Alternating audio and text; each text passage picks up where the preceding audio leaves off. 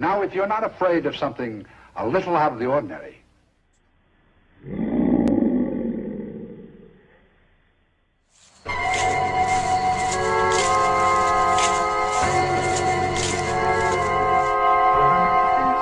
vampires, werewolves, ghouls, ghosts, mummies that come back to life after 3,000 years.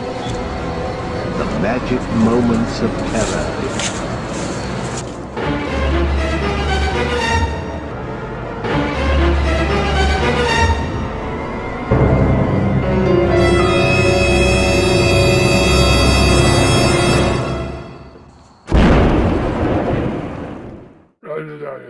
Oh, this? It's my Valentine's Day present. It's a heart. This is the best Valentine's Day present I have ever received. I'm going to treasure this forever. Ah, screw it, I'm hungry. Hey, love, true love is in the air. Well, something's in the air. So that's what that smell was. Oh, brother. It's kind of like Old Spice and stale chocolate. At first I thought it was me. Well, greetings, Fleshy, and welcome to Sally the Zombie Cheerleader's School of Horror Valentine's Day Special.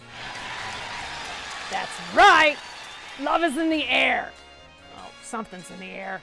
I checked, it's not me. Anyway, whatever it is, it's in the air, and that means it's time for another Valentine's Day special. Come in discuss. Send more paramedics. All right, settle down, class, settle down. But before we take a deep dive into the pit of love, moat of affection, trench of cuddles, quagmire of squandered dreams and feelings. Okay. Jeez, everyone's all emotional today. Oh my. Before we get lost in love, or love gets us lost, hey, let's discuss today's objectives for the class. So, grab your seats, fleshies and fiends, sharpen that number 2 pencil, and start taking notes. That's right, welcome to Sally's classroom. Anyway, what will the fleshies and monsters know by the end of class that they didn't know or didn't want to know before tuning into Sally's show?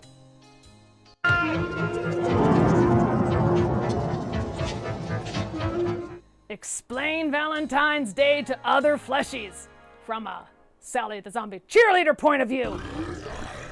Hey, I have good notes this time. Understand the origins of Valentine's Day. Well, someone needs to. More on that later. Identify some of the first fleshies that introduced the notion of Valentine's Day as a day of love, so you know who to blame. Hey, sit down, class. Identify and explain a true St. Valentine's relic. Hey, it's not me. I'm not a relic. Identify the reasons why pagans are to blame for St. Valentine's Day. Actually, pagans are pretty much responsible for all our major holidays, and maybe we should bring back pagan holidays and get rid of the other major holidays, because the pagans, well, they knew how to party. Explain a martyr. What's a martyr with you? Oh, fine, it's a bad joke. Hey, I'm fishing for objectives here. For materials, well, you just need me, Sally. And pay attention, there will be a test at the end of the class. And the class assignment, we'll get to that soon. But first, a few Sally fun facts about the Screaming Skull. Is this your homework? Is this your homework? All right, settle down, class. We have a pretty full agenda today, so I'll try to keep some of this brief. Released as the top half of a double feature with Terror from the Year 5000 in 1958, and if you get a chance to watch Terror from the Year 5000, it has the first known movie appearance of the new 1958 Edsel automobile, so you can imagine how well that movie did. Though it is never credited, the film is based on Frances Marion Crawford's classic horror story of the same title, The Screaming Skull, first published around 1906. Interestingly, Crawford's inspiration for the tale in turn came from folklore surrounding so-called screaming skulls that were kept on display at Bettiscombe Manor in Dorset, England. Go Google and there are a lot of screaming skulls in England. The Newlyweds car is a rare mid-1950s gull-wing Mercedes, which makes me question why Eric wants to get rid of Jenni if he can afford a car like that, or maybe he can't. All right, settle down, class, settle down. Our class assignment is to watch the 1958 classic, The Screaming Skull. But before we start, let's go over a few vocabulary words and movie goofs. Screaming Skull is a paranormal fleshy skull which, per legend, speaks, screams, or otherwise haunts. Actually, it just screams, that's why they call it a screaming skull. Anyway, the legend is found mainly in England and other English-speaking regions. If you ever get bored one night, Google Screaming Skulls of England. The results will amaze you. Bad guy, the villain in a story, Eric Whitlock. The fleshy trying to drive Jenni mad so we can steal her fortune. Stool, a seat without back or arms, typically resting on 3 or 4 legs and used to throw at ghosts. Well, that looks more like an end table, but they call it a stool. Cameo, a small theatrical role performed by a famous actor or personality. In this case, it's director Alice Nichol as Mickey. Hey, stop that! That's not the Mickey I was talking about. It's gonna get us in trouble again. Caretaker, a fleshy that takes care of a house or land for an owner, which happens to be Mickey. Please stop! Are you finished? Are you sure? Skull Whisperer, a fleshy or fleshy ghost who is unusually skilled at calmly guiding, influencing, or managing skulls. I believe that's Marion, that's Eric's dead wife. Gaslighting, the psychological manipulation of a fleshy by another fleshy using skulls, screams, and other ghastly props over a period of time that causes the victim to question the validity of their own thoughts, perception of reality, or memories, and typically leads to confusion, loss of confidence, self-esteem, uncertainty of one's emotional or mental ability, and a dependency on the perpetrator. Eric is driving Jenni crazy with a... Dead people. What Mickey sees at first, then Eric and Jenni later. I see dead people. Police, a civil force of a national or local government responsible for maintenance of public order and what you're supposed to call when something weird or stupid is going on. They don't ever call the police, ever. Jump cut, a sudden, often jarring cut from one shot or scene to another without intervening devices, such as a really bad splice from, say, the scene where Jenni approaches the banging window to running towards Eric's arms. Or when I have to edit out 3 seconds of a movie that I've uploaded onto ZooTube because it was flagged as a copyright claim. Really, that happens. Oh my. Well, you know, that last one, jump cut, it's more of an example of a movie goof than a vocabulary word. Oh, and speaking of movie goofs. All right, movie goofs. This is the part where you should be taking notes now, class. When the skull is biting Eric's neck during the movie's climax, his sweater vest is clearly seen in the wide shots, but he's not wearing it in the close-up. Real human skulls are not connected to the jawbone. That's because the jawbone is connected to the... You don't understand. Anyway, as Eric watches the skull fall down the stairs, a stick is visible trying to tip the skull over. It's not my... It's a different stick. It's not my stick. This is my stick. No, anyway. When the ghost of Marion is knocked over because of the chair that Eric throws at her, or stool, her arms fly off. Wow, Marion is related to Miss Potato Head. Who knew? Oh, jeez. Settle down, class. That was a good joke. Anyway, when Eric is slapping Mickey at around 55 minutes into the movie, slapping sounds are heard after the apparent impact. Because timing is everything. I don't know, maybe it's my editing skills. All right, class, all right. You have your vocabulary words and your movie groups checked off. Now your assignment is to watch the 1958 classic, The Screaming Skull.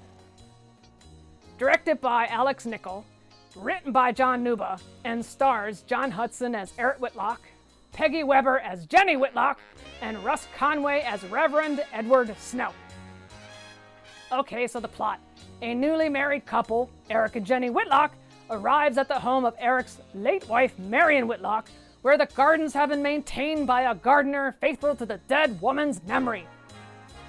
Remember Mickey? He sees dead fleshies, or one dead fleshie in particular. More on that later. Eerie events arise, leading the new wife, Jenny Whitlock, to think she's losing her mind. Its impact is so terrifying that it may have an unforeseen effect.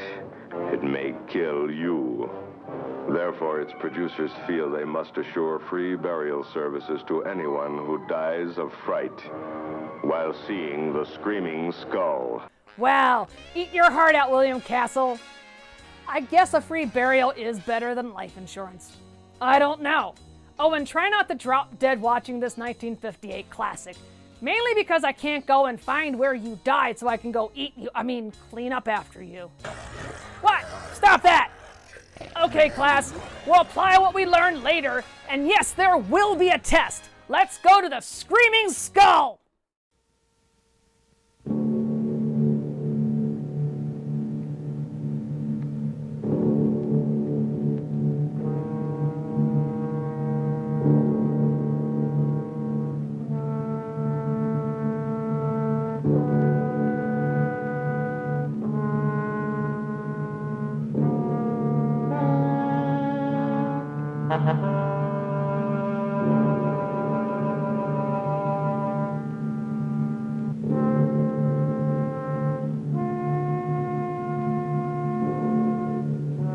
The Screaming Skull is a motion picture that reaches its climax in shocking horror.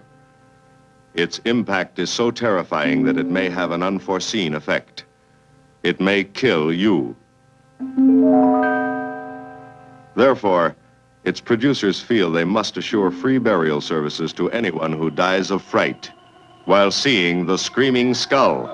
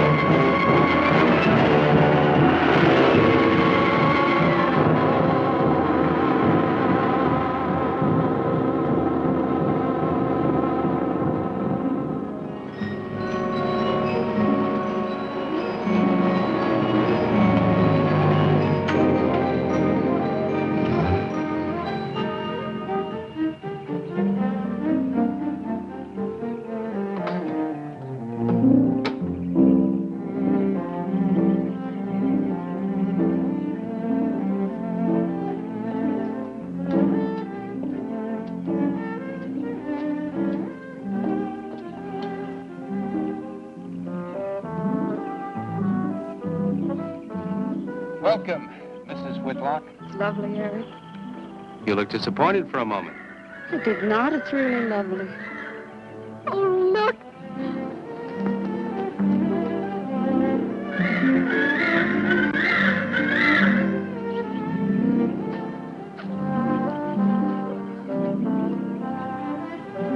I bet that's the den there. That's right. Is that a bedroom? Yes, it is. Gonna be ours? You'll need some fixing first. It was her room, wasn't it?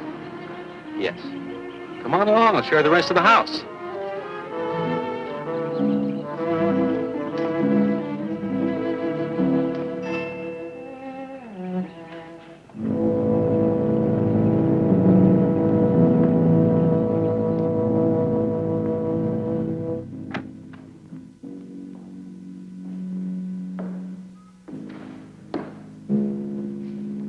It's rather forbidding now, I suppose, empty like this. But it was usually this way. Shortly after Marion and I were married, she removed all the furniture her parents had left her. This is our home, she used to say, and we must choose everything carefully. Well, we didn't get very far before she died. But now that you're here, it's going to be lovely again. I'll get the things out of storage tomorrow. They're all in town at the warehouse.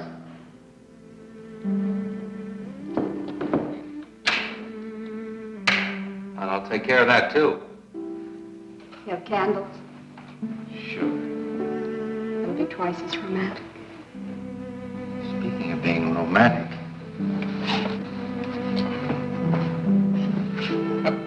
I got to carry you over the threshold. I love you. I love you. Jenny, I thought life had died out for me.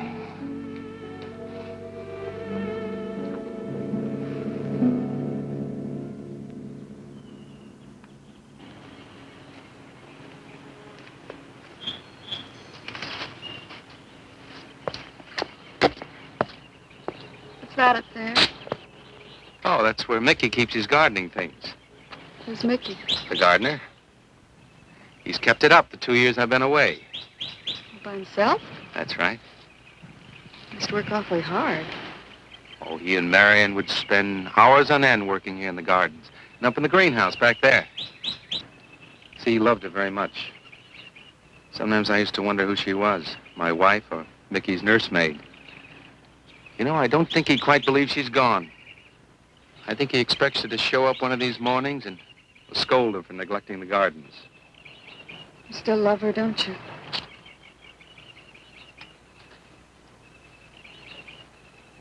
No, I'm not jealous. I'm grateful to her. I think to have loved once, really loved, to learn how to love always. Learning it from her, you give again to me. I wish there was some way to thank her.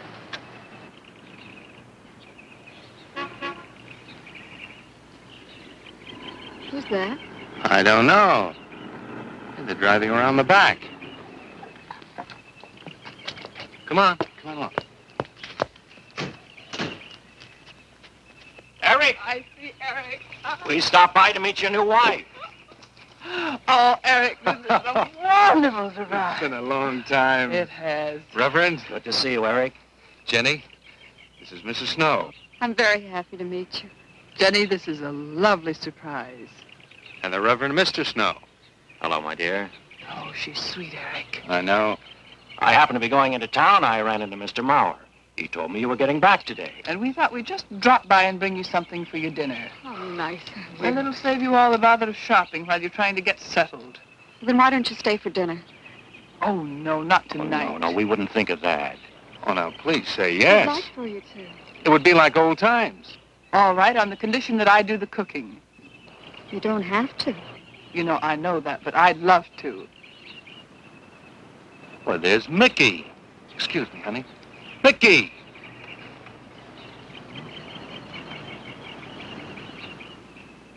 Ah, poor Mickey. He keeps this place up like a shrine. Eric told me how he loved Marion. Mickey's father was a gardener here when Marion's mother was alive. Mickey and Marion grew up together here. Jenny, this is Mickey. How do you do, Mickey? I hope we'll be good friends. Well, Mickey?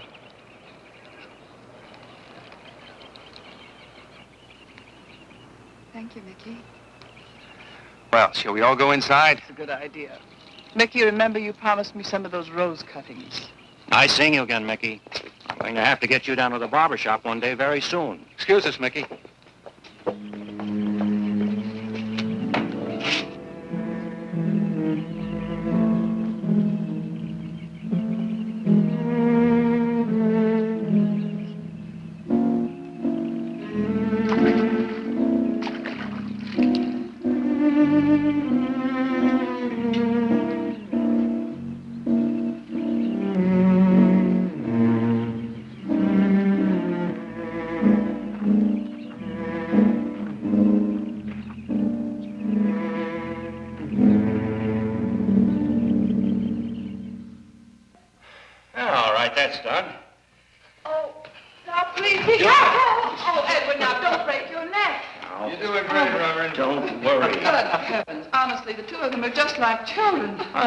Too bad, Eric.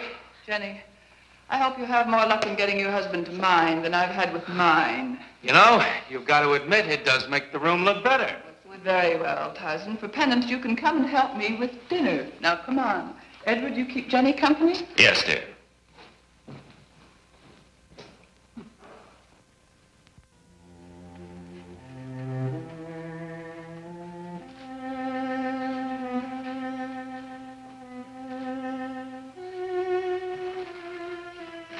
No, Mary, no.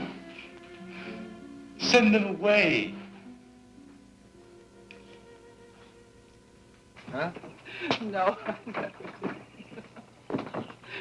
Oh, she's so very nice, Eric. Jenny? Yes. Isn't she wonderful? Yes, she's not at all like Marion, and I think that's for the best. You know, so many men, when they lose a wife, they try so hard to deny the loss they marry someone exactly like the first wife. It hardly seems fair using the living to bring back the dead, does it? No, I suppose it doesn't. We make a prison for ourselves out of the past, at least our sentimental, wished-for pasts. Mrs. Snow. Yes, dear. There's something I must tell you and the Reverend. Well, of course, Eric. What is it?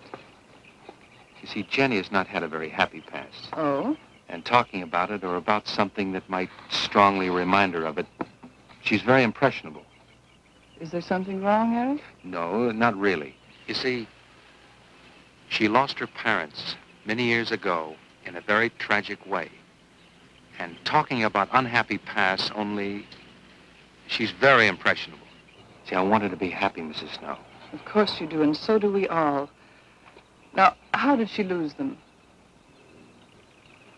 Well, look, I'm not prying, dear. It's just that Mr. Snow and I can help better if we know something about it. They drowned in an accident. Jenny saw it all. Who's Mr. Mauer? Mr. Mauer? Why, he's a lawyer in town. I thought no one knew we were coming. You said you heard from Mr. Mauer? Well, Eric wrote him. He takes care of the estate, or what's left of it. Oh, that's right. Eric has to see him tomorrow. Well, Eric's co-executor of the estate along with Mr. Mauer. You see, Marion's death was so sudden that, well, all that was left to Eric was the house and these grounds.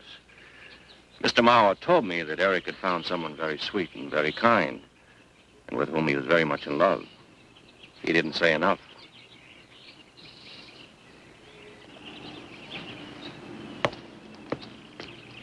How did Marion die? Didn't Eric tell you? I think the subject's rather painful to him. I don't like to make him talk about it. Would you mind telling me? I'd like to know. It was a rainy day. She and Mickey had been working up there in the greenhouse. She left him to go back to the house for a few minutes. The way we pieced it together after the accident is that while she was coming down this path, apparently it began to rain very hard. She must have run along here. We don't know, of course, what happened then. Perhaps she slipped on a leaf. Base of her skull was smashed.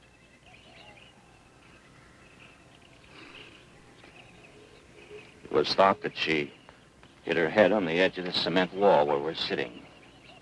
And she fell in there. She died in the water. That's where Eric found her 10 minutes later.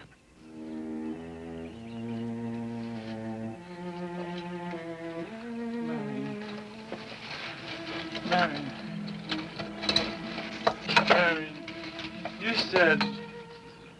You said, Mickey, wait here. I'm going down to the house for just a minute. Wait here, Mickey, you said. And then you went away in the rain. And you didn't come back to play. Why did you...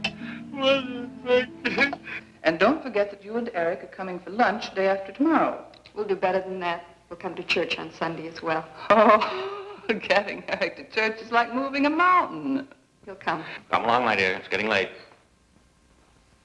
Eric, thank you very much for bringing Jenny into our lives. Thank you for the dinner.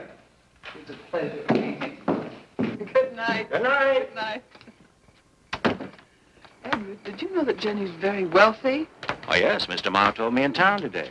Well, she's not at all like Marion. You know, she's so gentle and timid, as if she were afraid of something. I knew you'd like my friends, dear. Hey, what's this? Huh? Just happy, that's all. Come. So happy. Come on.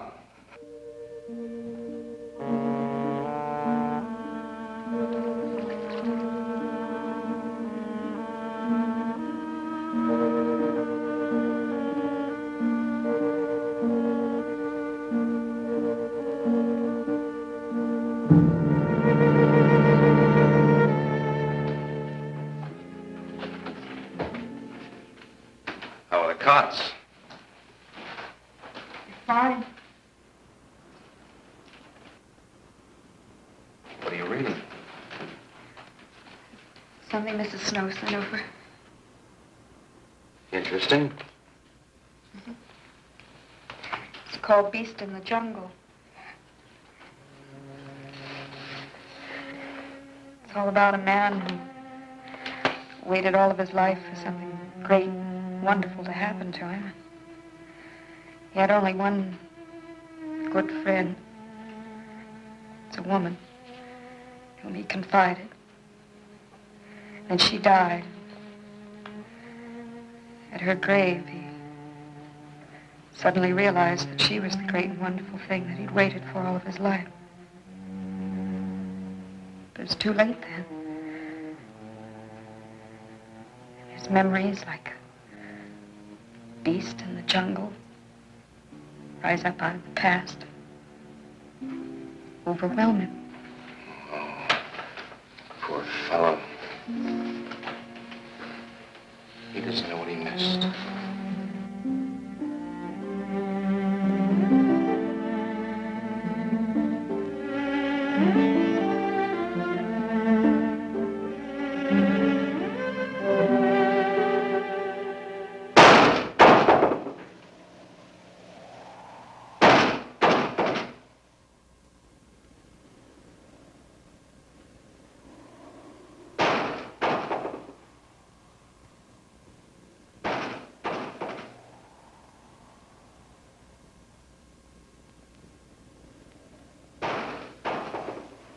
Eric?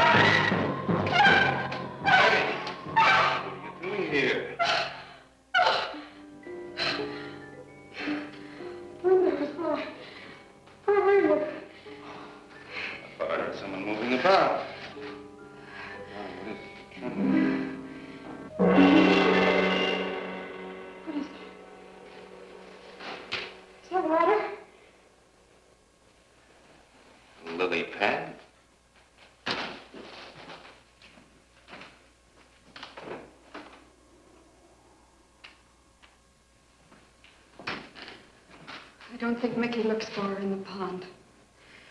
Jenny, now stop it. I can't help it, Eric. That bad feeling's come back. I forbid you to talk about it.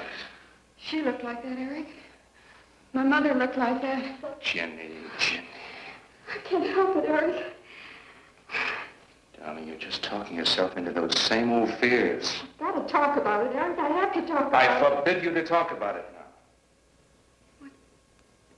Just that with you beside me, I'm alive again. I don't want to be sick anymore.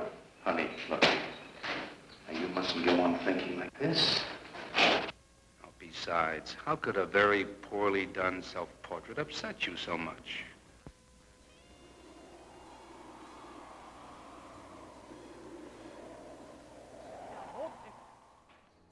Yeah, I'm on hold right now. I'm calling about it. Hello? Yeah, hello. You need a medical supply? Okay, good. I got the skull you sent, but it's broken. No. It's not. The bones aren't broken. It doesn't scream. You see, the screamer's broken. Can you send me a new one that screams because my skull doesn't... Hello? Hello? They hung up on me. Jeez, where's customer service when you need it? I know, I'm trying to get it fixed now. Hey, Sally the Zombie Cheerleader, and how are you enjoying the screaming skull? Yay! My skull's not really screaming. I don't know what to do. Well, I'm trying to get my skull fixed because he doesn't scream. Here are a few more Sally fun film facts about the screaming skull.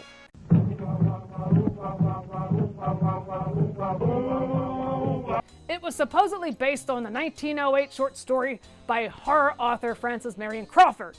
But as far as I could tell, the only thing the two have in common is the title, Screaming Skull. Anyway, the film is more like Alfred Hitchcock's Rebecca or the 1944 George Cukor classic Gaslight. If the two movies got together and made a baby movie, it would be The Screaming Skull. Oh, brother. Oh, and Sally fun tip. The Screaming Skull might make for a great drinking game one night. Just turn on the movie and take a shot every time one of the characters cries, Mickey! Mickey? Mickey? Mickey? Okay, did you get it out of your system? Cinematographer Floyd Crosby, known for his work on High Noon, Attack of the Crab Monsters, and at least a dozen other films for Roger Corman, does a terrific job of giving this black and white film a sinister feel. The Screaming Skull is Alex Nichols' directorial debut, and not a bad job either. Anyway, this film is a classic, and I don't want to get too lost in the details about the film. I'm more interested in talking about Valentine's Day. Roses are red, violets are blue.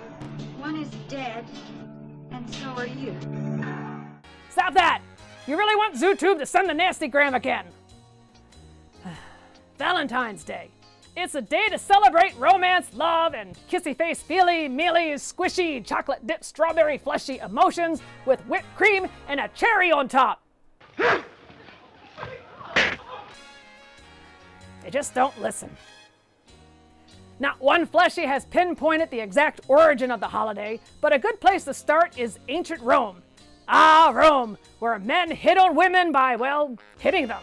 Atuk, zog, lama. Do you want Ringo Starr to come after us too? Anyway, the exact origins and identity of St. Valentine are kinda unclear. According to some fleshies, there are at least 3 different St. Valentines. All of them are martyrs, and all are mentioned in the early martyrologies. Wow, say that fast. Martyrologies like demonology or necrology. I'm sorry, I've wandered off topic again. And my 3 Valentine martyrs were martyred on the 14th of February. My 3 sons.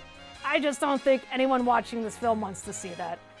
Anyway, one was a priest from Rome, the second one was a bishop of Interna, now Terni, Italy, and the third St. Valentine was a martyr in the Rome province of Africa.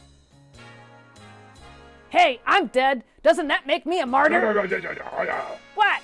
What do you mean I have to perform a great act or noble deed?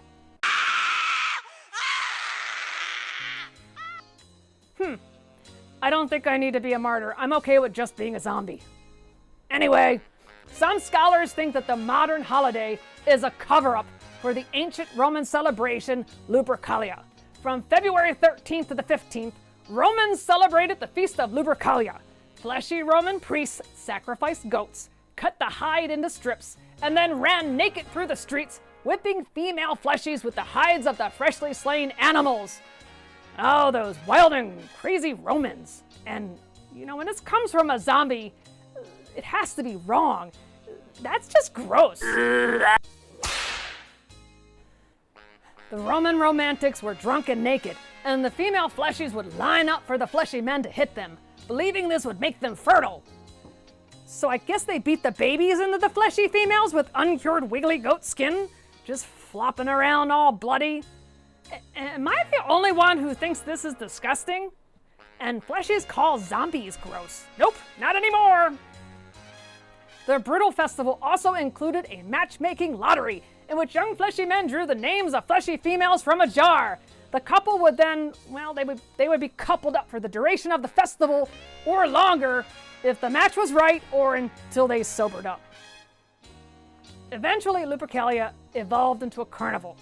During the festivities, half-naked young fleshy men ran through the streets of Rome, streaking people with thongs cut from the skins of newly killed goats. Pregnant women thought it would bring them healthy babies. In 496, however, Pope Gelasius supposedly denounced the rowdy festival.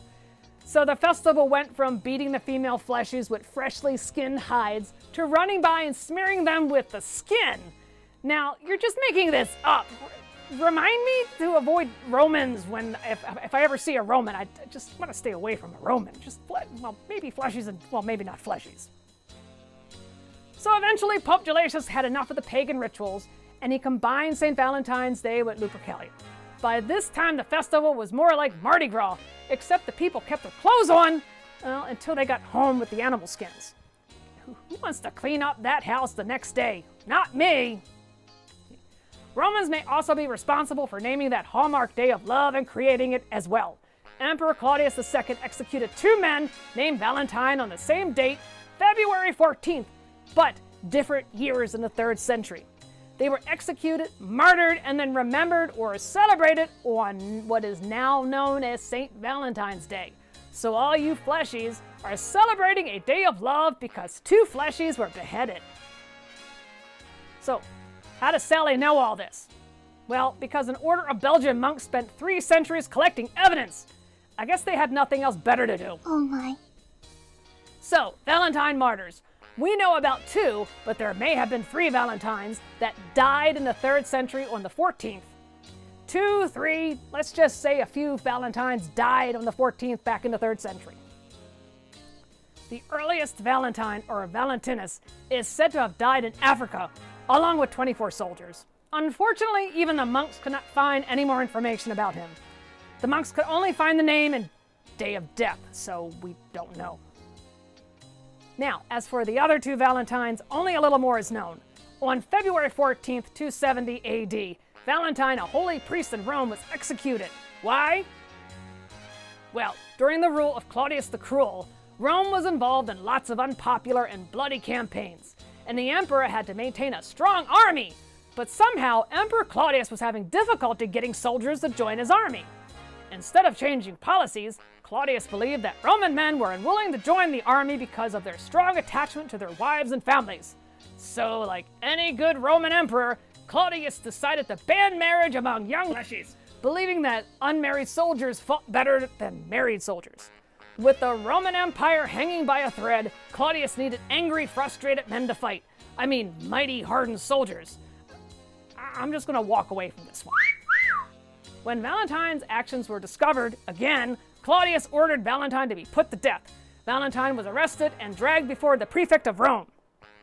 The prefect condemned Valentine to be beaten to death with clubs and then to have Valentine's head cut off. The sentence was carried out on February 14th, 270 AD. Legend also has it that while in jail, St. Valentine left a farewell note for the jailer's daughter, and he restored her sight so she could read the note. He signed it, "From your Valentine." Well, yeah, I know, it's probably not true, but it kind of sounds sweet.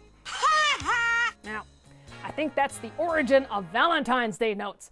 Young, fleshy children passing Valentine's messages through the prison bars to each other. Anyway, let's get back to the film. I know it's only my own fear. It's my own guilt that I can't get away from. Eric, I'm sorry.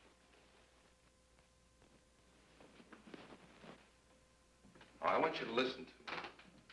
And I want you to believe me.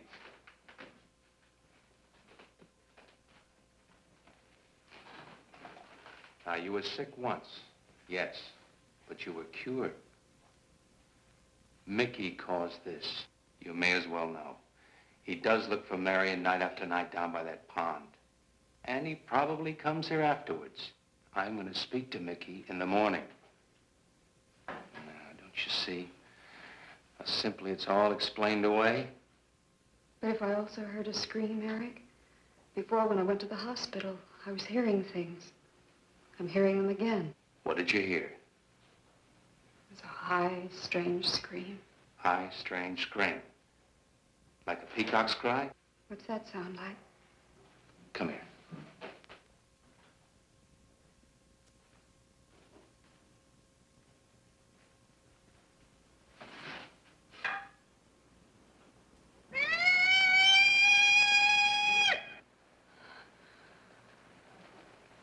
Sound like that?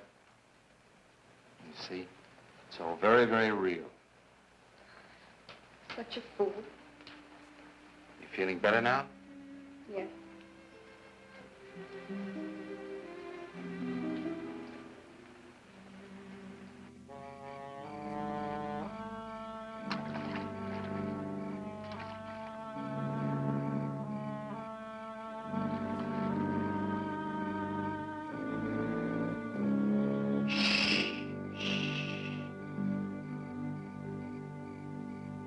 Night.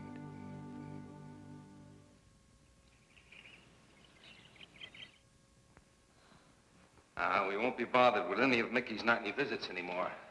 I've forbidden him to come into the house. I was just nervous last night. I wish you wouldn't take it out on Mickey. Now, he's a child. Must be disciplined.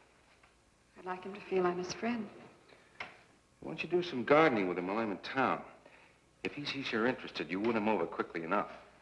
Wait a minute.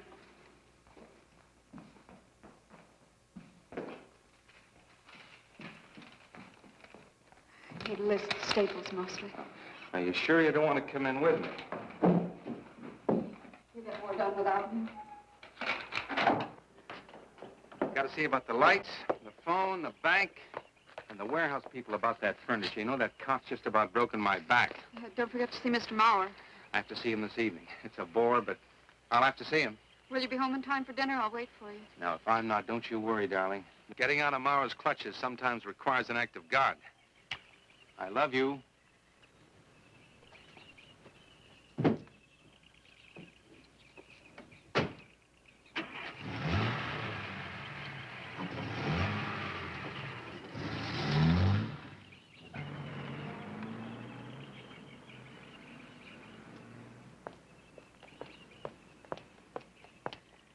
Hello, Mickey.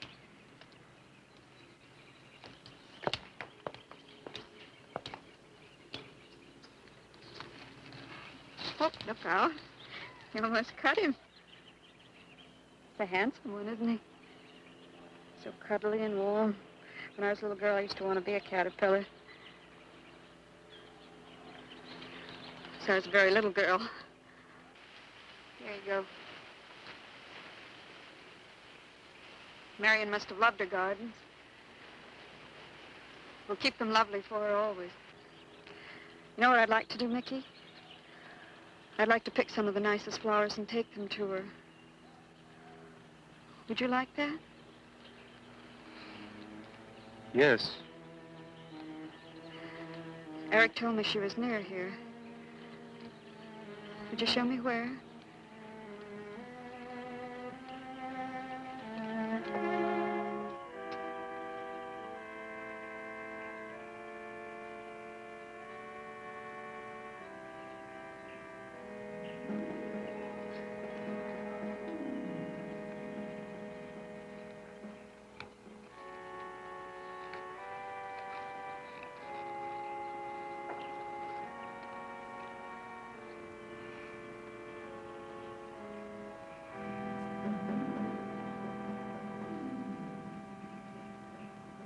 that all right, Mickey? I'm sure it was a great loss to all of you, Mickey. She cries Cries? in the night. Dead people don't cry, Mickey. I heard her. Heard her?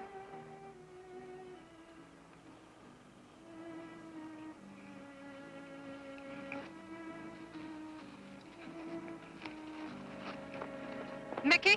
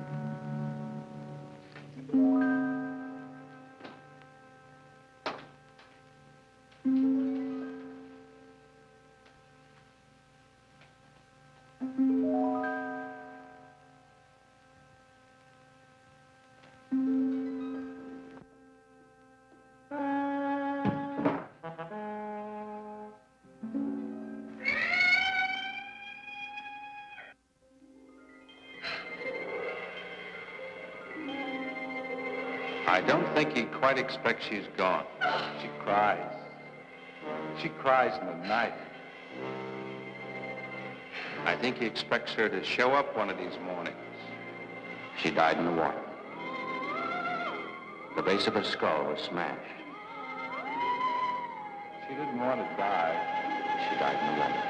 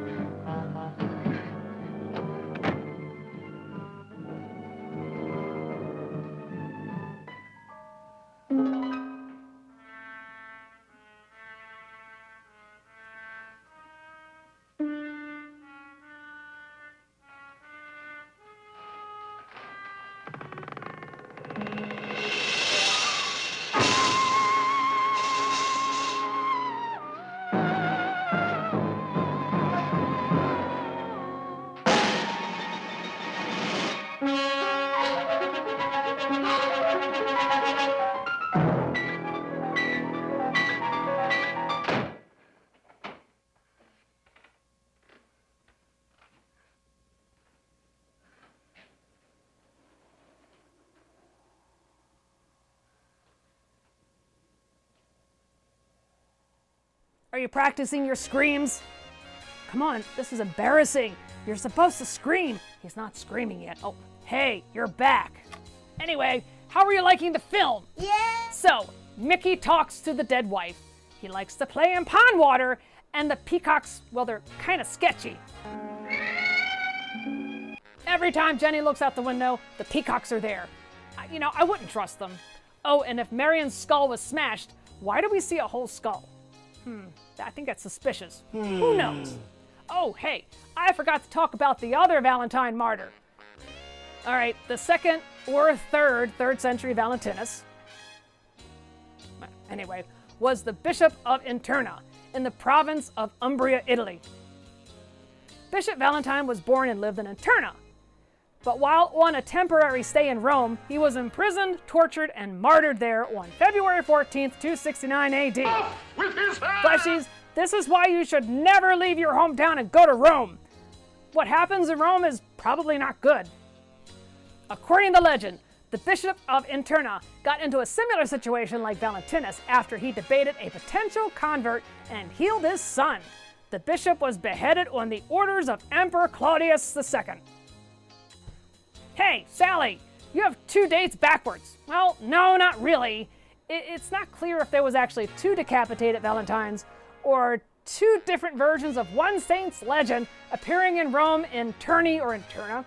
So no one knows if there were 2 or 3 or 1 or I don't know. So there are 3 potential Saint Valentines, African, Roman, and Umbrian. But we only have information on 2 Valentines, which may be about the same Valentine. So where does all this lovey-dovey stuff come from? How do we go from decapitation to that? Duh. Maybe it was the heads. They were both beheaded, or one of them, or 3 of them, I don't know. No, wait, the skulls! See, this is why I'm showing the screaming skull. Valentine's Day is about skulls. Ah, zombies, smart. Are you crazy? Hey, stop that! Yeah, I know what I'm talking about. It's Valentine's Day is about skulls. Fast forward to medieval fleshies. They didn't care about love and notes. They wanted stories about miracles, martyrdoms, and the physical remains or relics of saints, blood, gore, and suffering. Holy bones and body parts. I should have been a zombie in the medieval times. Now, nearly every big church had a piece of saint everywhere. See, it all goes back to the skull. Many churches and monasteries around medieval Europe claim to have bits of St. Valentine's skull, or the actual skull itself. Santa Maria and Cosmedin in Rome, for example, still displays the whole skull. Other churches across Europe also claim to have slivers and bits of one or more of the St. Valentine's bodies. San Anton Church in Madrid, Whitefriars Street Church in Dublin, the Church of St. Peter and Paul in Prague, St. Mary's Assumption in Poland, as well as churches in Malta, Birmingham, Glasgow, and on the Greek Isle of Lesbos, among others. Who knew 2 or 3 fleshies had so many bits? Wow. For believers, relics of martyrs signified saints' invisible presence and a connection with a higher power. In the 11th century, one bishop used Valentine's head, or heads, there was 1 or maybe 3, I don't know, to put out fires, prevent epidemics, cure illnesses, and banish demonic possession. You can do that? But as far as we know, the saint's bones did nothing special for lovers. And speaking of bones and skulls, let's get back to the screaming skull. Hey, are you a relic? No, I didn't ask if we were related. I was asking if you were...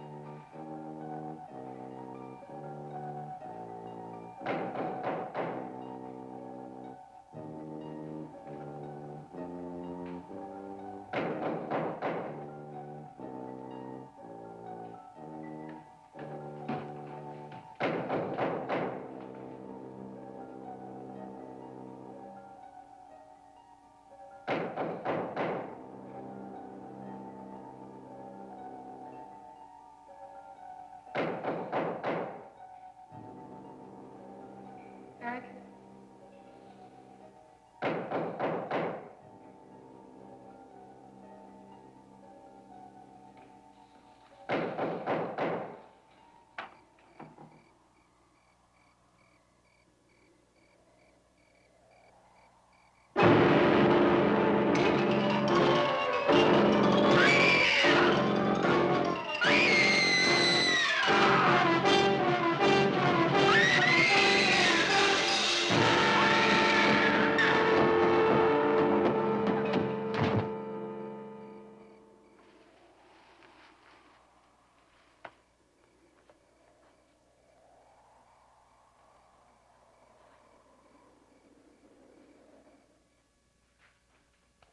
Jenny.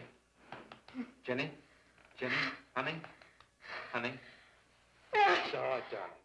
It's all right. I'm right here. I'm right here. Just lie back. That's right. Just lie back. It's all right. Eric, when you found me, what else was there? What do you mean, what else? A skull? Jenny. I know there was no skull. Of course not. Mickey says Marion cries at night. Why, that childish, stupid... Don't blame him. We both hear the peacocks. He, out of his love for Marion, wishes the cry to be from her. I, out of my sickness. Now, darling, we've been all through that nonsense last night. Don't you see? I've never imagined seeing these things before. To just stand there and see it. Have it turn out to be nothing.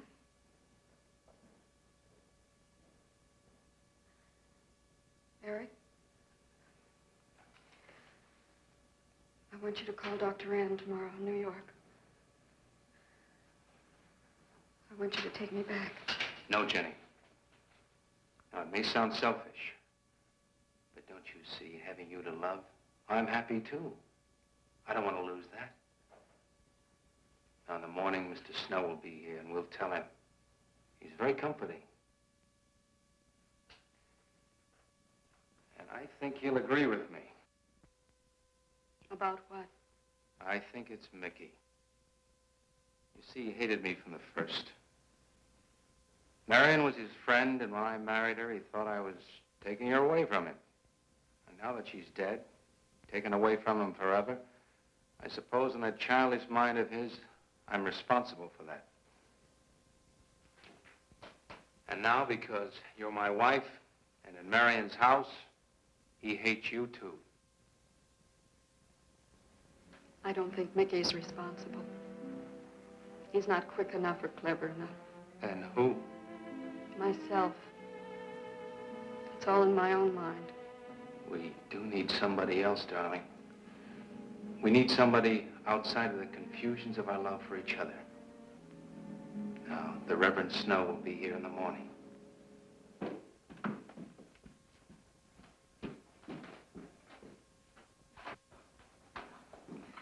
Who's in there? Well, this much is real anyway. Look here, Jenny.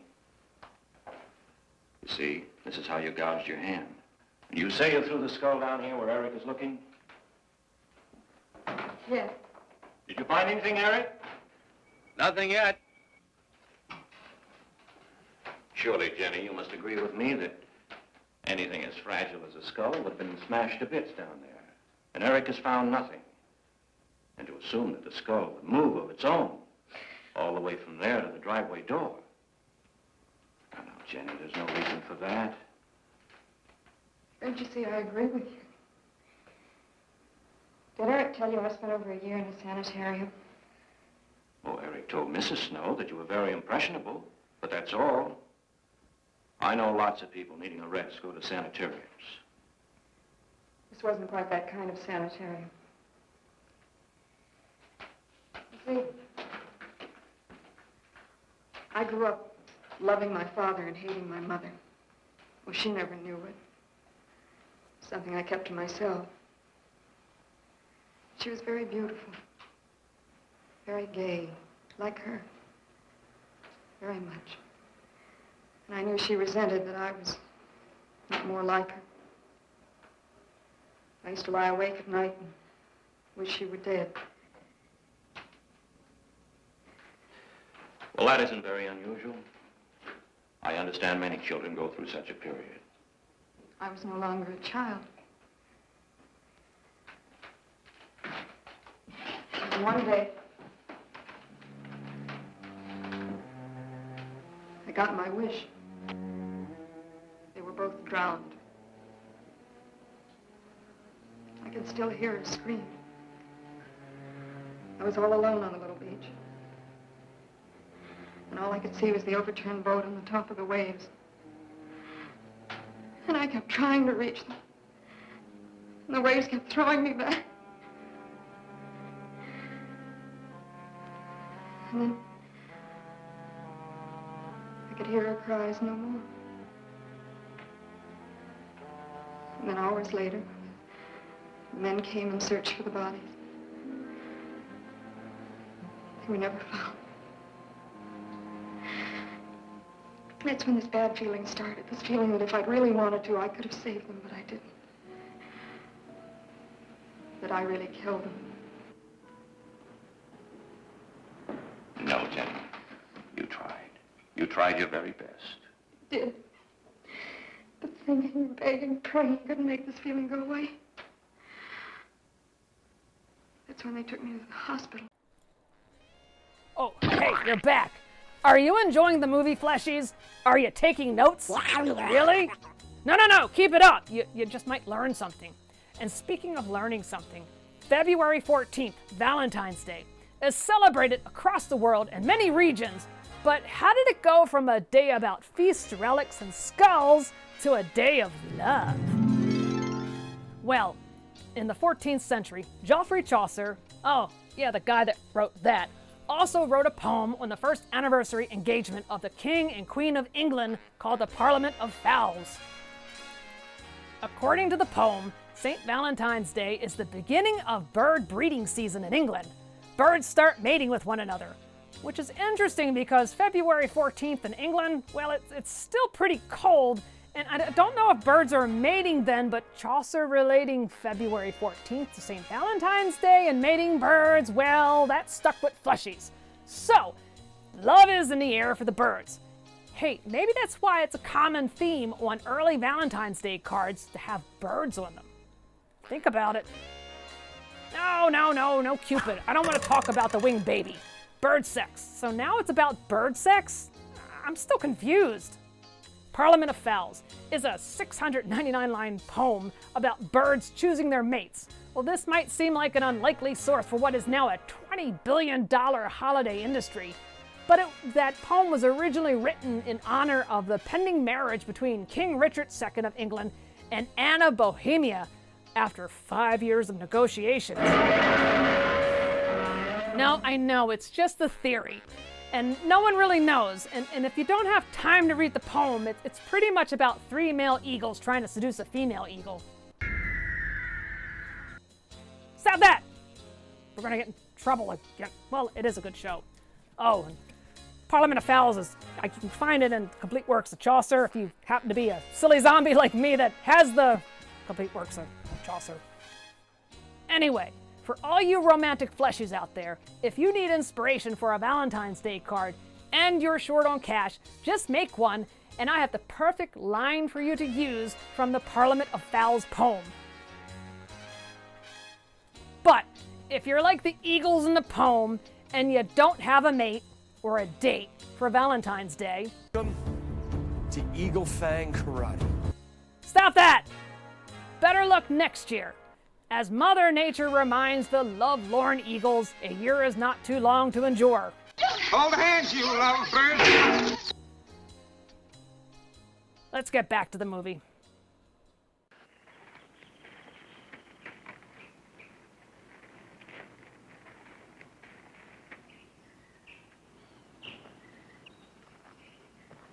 Mickey?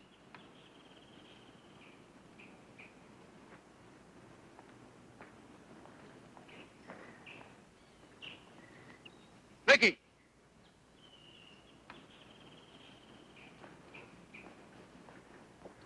You go on. I'll be there in time for lunch. Well, where do you think he's gone off to, Eric? Who knows about Mickey? He might be hiding. You looked at Marion's grave?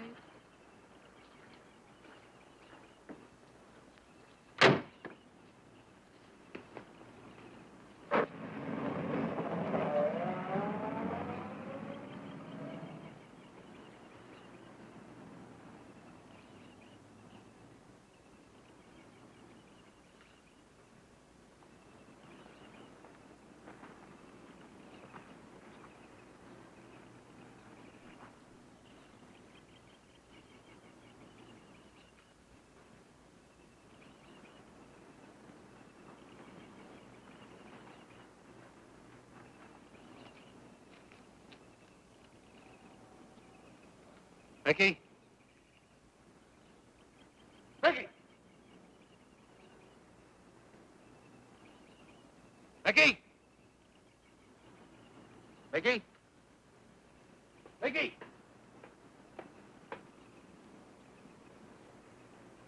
Mickey!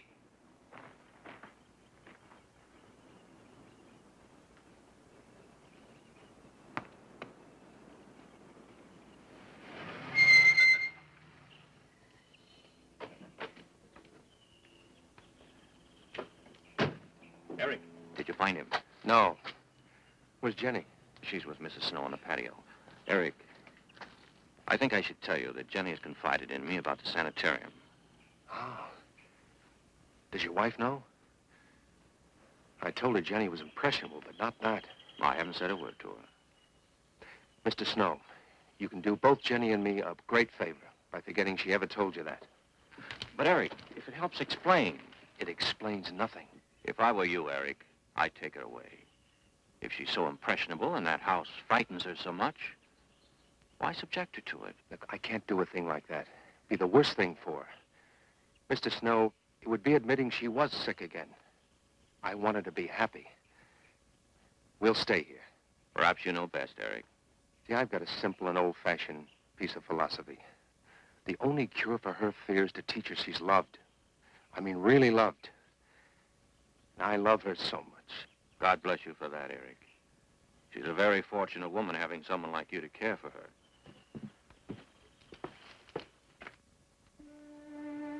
Be night soon. Oh, Jenny, Jenny. I'm sorry. Darling, you've got to believe it will not happen again. Ever. Mickey? Peggy! Eric. Eric!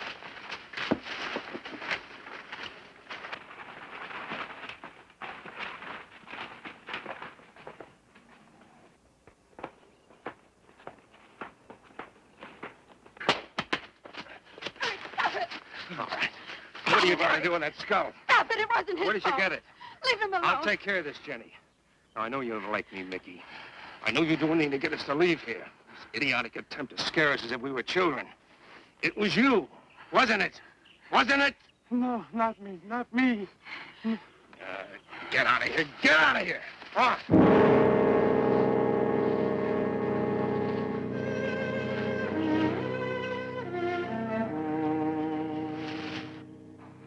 I wish you'd apologize to him. You know as well as I do it's not his fault. It's all in my own mind. Jenny, I'm going to do something. And you're going to help me do it. What's that? That portrait upstairs.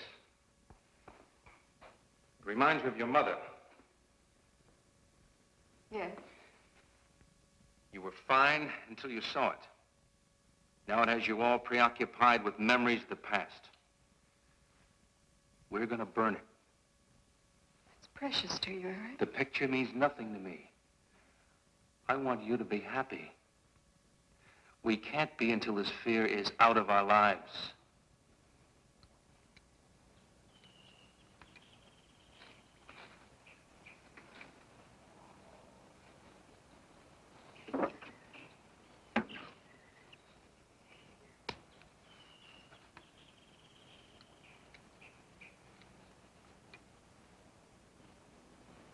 All right, Jenny.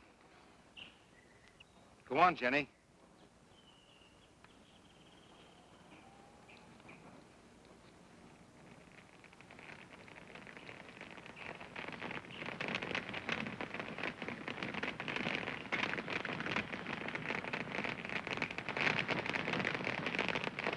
Let's go back to the house.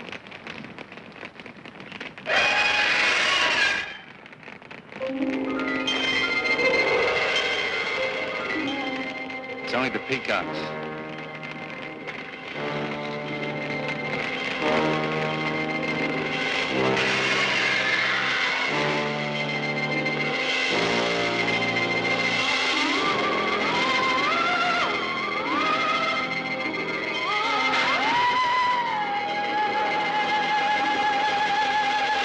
Fire's almost out. Yes. We can't let those ashes stand overnight. And the brush in these hills are a regular tinderbox. You want to help me?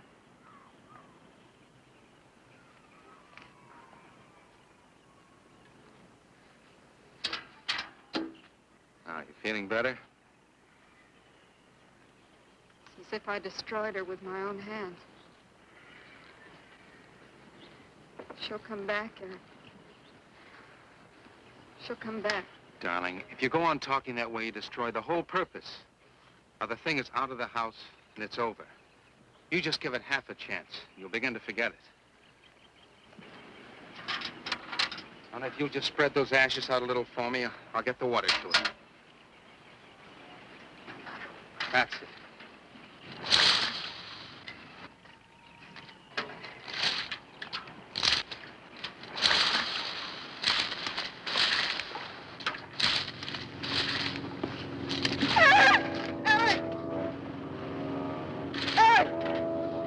What is it, darling? The skull! It's the skull! Darling, there's no skull there. There's no skull there, darling. There is no skull there, Jenny. Darling, there's no skull there. There's no skull.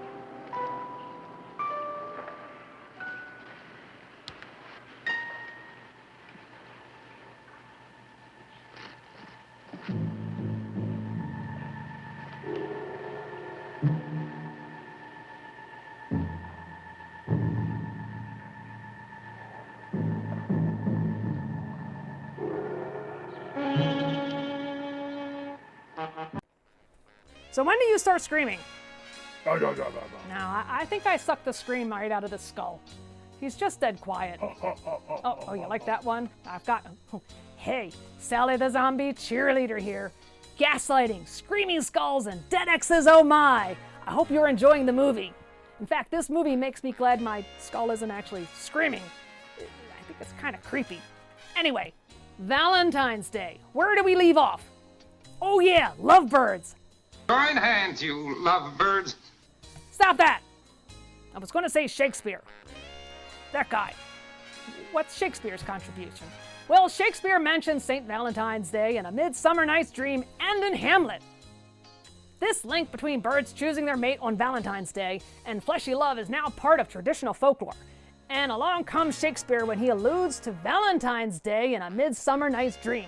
Towards the end of the play, Theseus, the Duke of Athens, stumbles upon 4 sleeping lovers and compares them to mating birds by saying, "Good morrow, friends, St. Valentine's Day is past. Begin these wood birds but to couple now?" And in Hamlet, where he notes the superstition that if 2 single people meet on the morning of St. Valentine's Day, they will likely get married or see birds mating or catch a cold, or I don't know. This tradition of St. Valentine's Day continued through the 16th and 17th centuries. Eventually, the tradition made its way to the New World. The Industrial Revolution ushered in factory-made cards in the 19th century.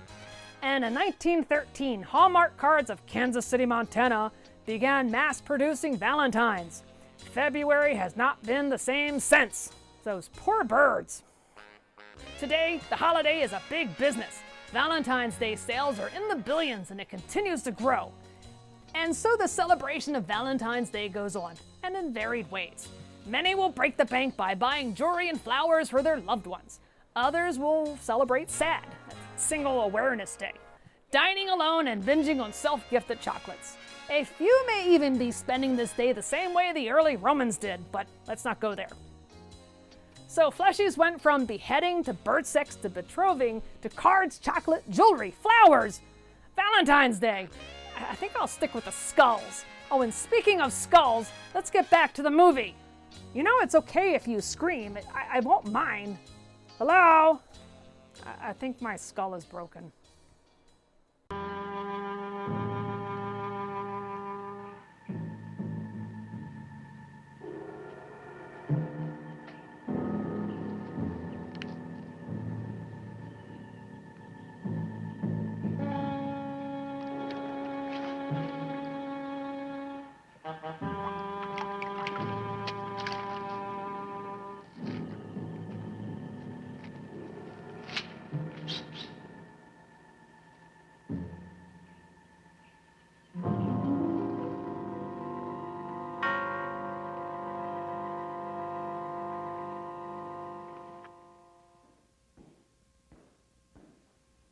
Going to be able to catch a plane tonight? When we get into town, I will call Mr. Maurer. He'll arrange a midnight plane. Thought there'd be more time. Time for so many wonderful things. It's going to be all right. Of course.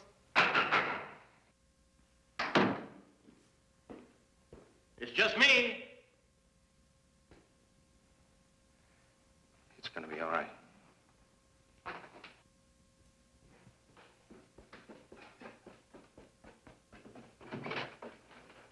Good evening, my dear.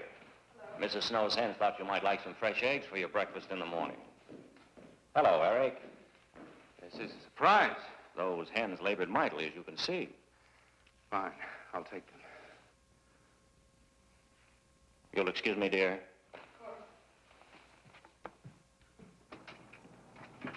What is it, Eric? I've got to take Jenny away. That hospital she was in before. It happened again? I thought it would help her if we got rid of that portrait. You know the one. Yes. Well, we burned it. She saw a skull in the ashes. You were there? I saw nothing, of course. Of course. And I thought it was Mickey. But when I was there myself and I saw her... Mr. Snow, there's something I've never told you. I've never told anybody. But when Jenny was put away in that hospital, she tried to do away with herself. I'm terribly afraid. You think she might try it again? I know she will, unless I get her back to that hospital. When are you going? Tonight. We shall miss you. Mrs. Snow and I have grown very fond of Jenny. Yes, and she of you.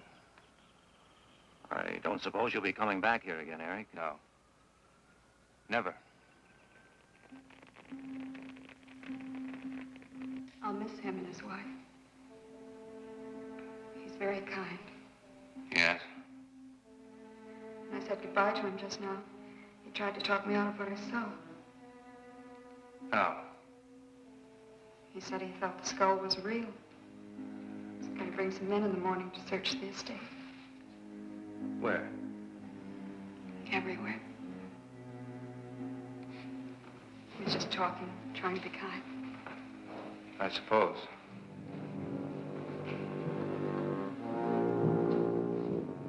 I'll go upstairs and pack. You want to come with me? I'll be up in a minute.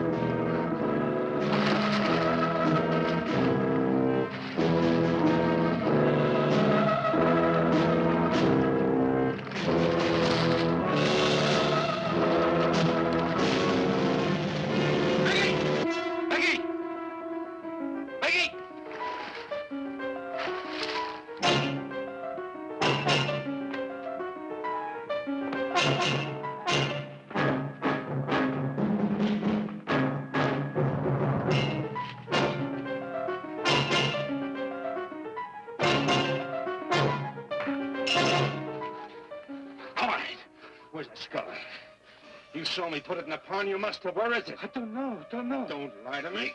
Don't lie to me. Where is it? I don't know. Tell me the truth. You took it. Tell me. Tell me! Didn't take it. Who? Not me. Who? Marion took it. Marion took it. You and your Marion.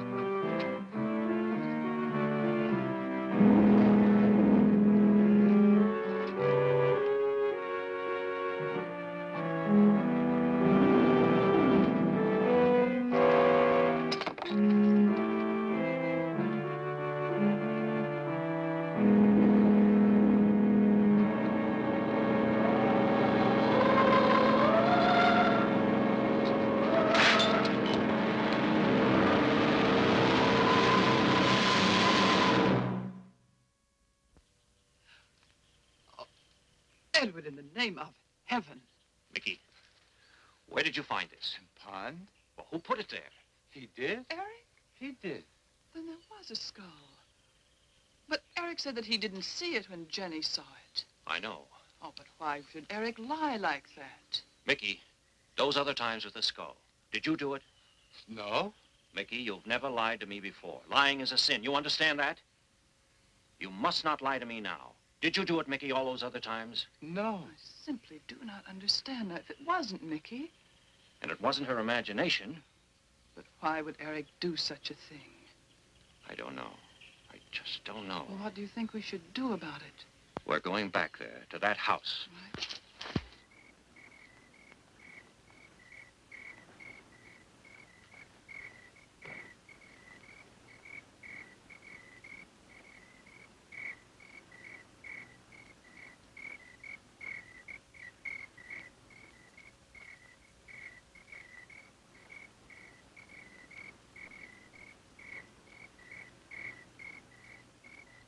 Mickey?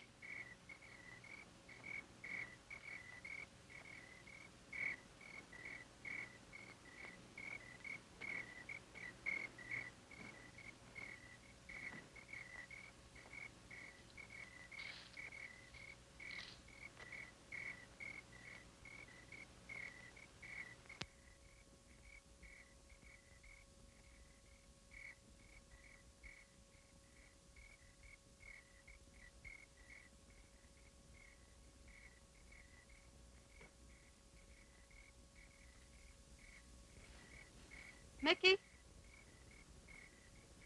Eric and I are leaving, Mickey. I'd like to say goodbye. I'd like to leave as your friend, Mickey.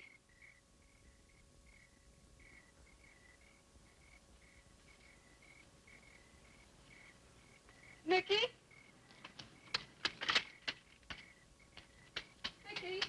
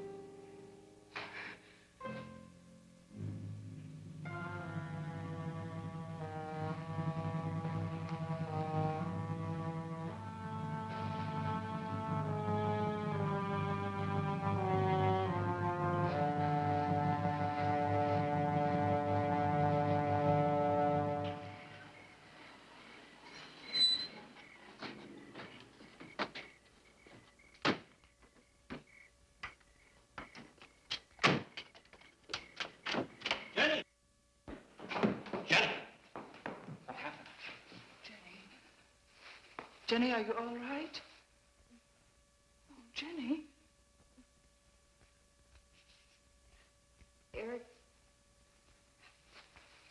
Eric tried. Shh. Oh, Where is Eric? Don't. I don't know. I don't know. I'll find him. It's all right. Edward, now be careful. Shh. It's all right, darling. Oh, it's all right. Oh, it's all right. Don't cry. Come on. Eric! Eric! Please answer me! Eric! Eric! Eric, where are you? Eric! Eric!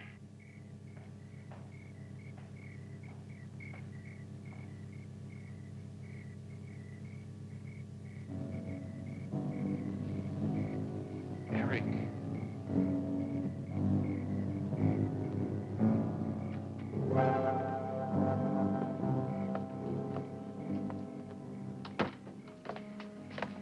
Why did he do it? Your money. The question is now, did Marion die in an accident? I suppose we'll never know.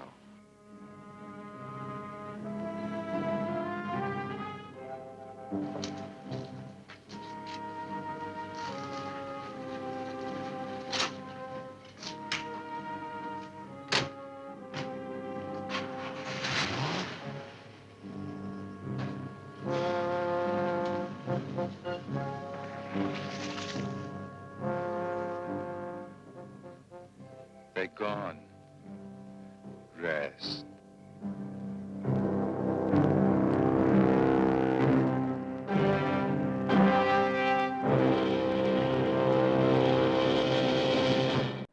I don't know, maybe he's hungry. Oh, hey, you're back. The movie's over. So I guess Marion lived in a lily pond? She sure did have access to a lot of skulls. Who knew? Well, only Mickey knew, I guess. At least Marion can rest now. Oh, and did you notice the peacocks were gone too? I told you the peacocks were sketchy. And since no one bothered to call the police, Eric's body is still in the pond? I guess that will give Mickey and Marion something to play with. I don't know. So, takeaway lessons.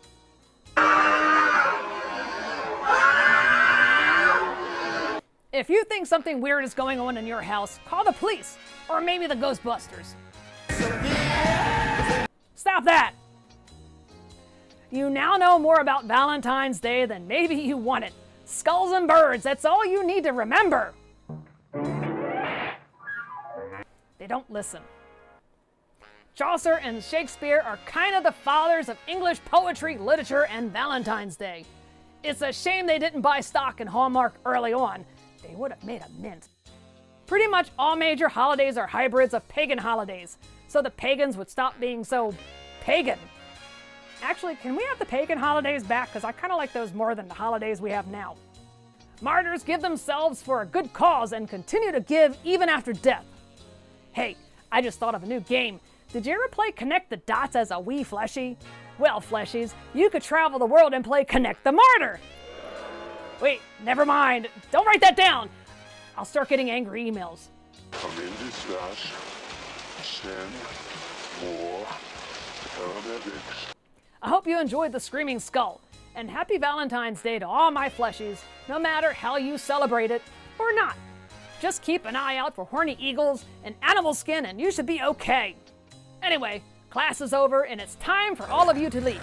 Until next time, this is Sally the Zombie Cheerleader and her School of Horror. Don't forget to turn your papers in before you leave. Bye!